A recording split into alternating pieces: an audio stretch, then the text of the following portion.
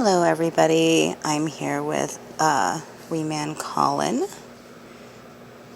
He's just sitting here with me right now, and we're going to do another story. So we have Wake Up Rupert by Mike Twohy, and we are going to read a story.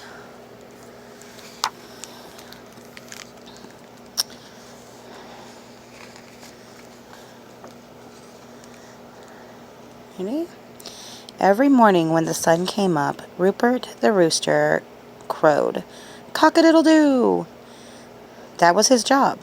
He had to wake up the farmer Tim and his family and all the barnyard animals.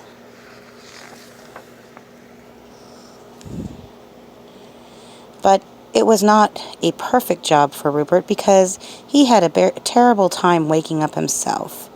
He had to set 6 alarm clocks before he went to bed at night to make sure he didn't sleep past sunrise. He hid them around his room in hard-to-find places. That way, by the time he got all of the alarms turned off the next morning, at least one of his eyes would be open enough to see the sun come up.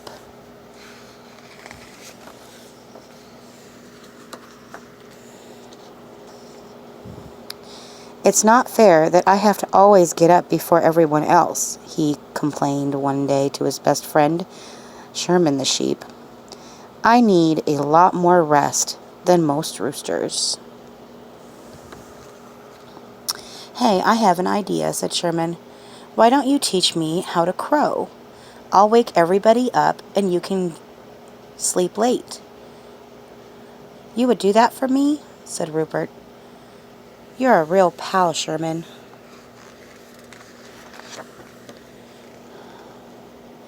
Rupert started teaching Sherman how to crow. "First, point your head up, then puff your chest out and take a deep breath. Next, throw your wings back. Now open your beak as wide as you can and cock-a-doodle-doo."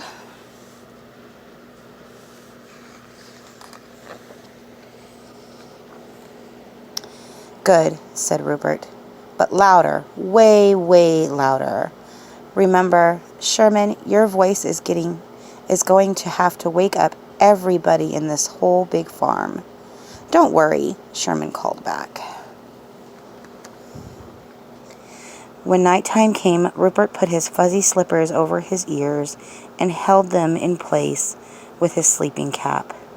Nothing is going to wake him up early. He fell sound asleep.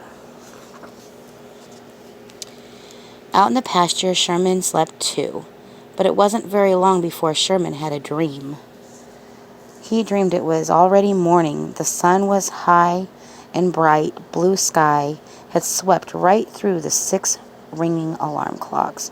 "Oh no," he gasped. "I'm too late."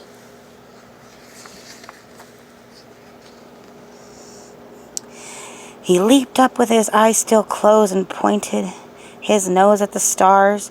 He puffed out his chest, flung his elbows back, opened his mouth wide as it could go, and crowed, "Ba! Ha! Ba!" But it wasn't very loud, and nobody woke up. Sherman tried again, and then again, but he couldn't crow any louder. "They're still sleeping. This is terrible. What am I going to do?" "Think, Sherman, think," he said.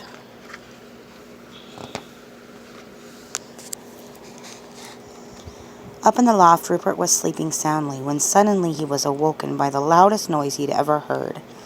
His head shot straight up off the pillow. What was that?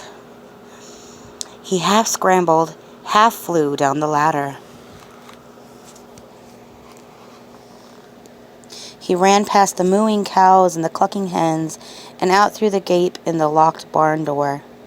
He was feeling his way in the dark along the back side of the barn when another blast noise hit him, even louder than before. "Ba! Ba! Ba!" Rupert put his wings over his ears to peek around the corner, and there in the field stood Sherman, with his mouth wide and his chest puffed out, and behind Sherman there were his brothers and sisters, and friends, and aunts and uncles and cousins. They were all pointing their noses up at the night sky with their mouths. Their mouths were all open as wide as they could go. Bah, bah, bah.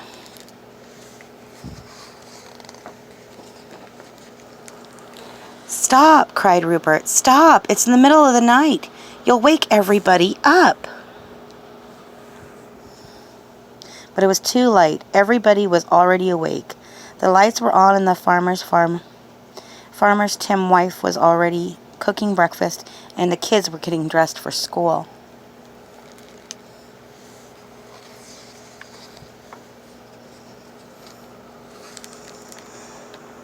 Farmer Tim came up the hill and locked the barn door, and all the animals bursted out to start a new day. But of course, they weren't expecting it to be so dark.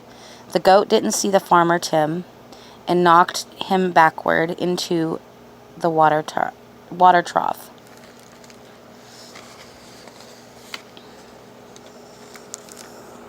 The pig slipped in the water and slid down the hill into the hens' laying boxes. The kids, still full from dinner, weren't hungry for breakfast and went out to wait for their school bus.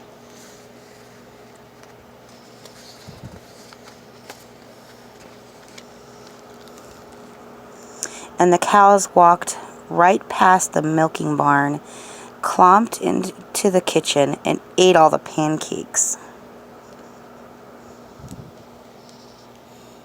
What a disaster, thought Rupert. This is all my fault. Waking everybody up is a special job, and it's my job.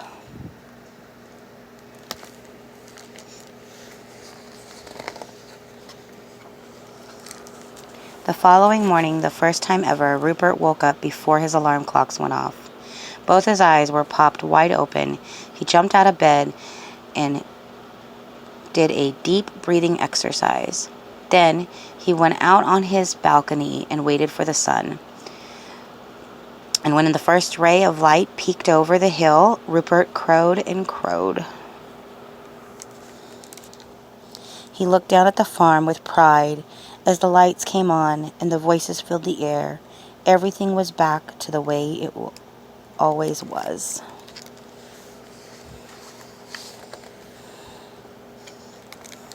Well, almost. There was one thing that was new. After they crowed in the middle of the night, Sherman and his friends and relatives loved how they sounded together, so they decided to form a chorus. They were rehearsed a song when Rupert walked by the pasture. Sherman stopped conducting for a moment and then called over, "Come to our show tonight, Rupert. Everyone's invited."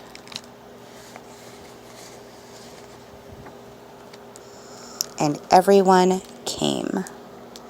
As the sun dipped behind the hill, the whole farm joined the sheep in song, and everyone made music late into the night.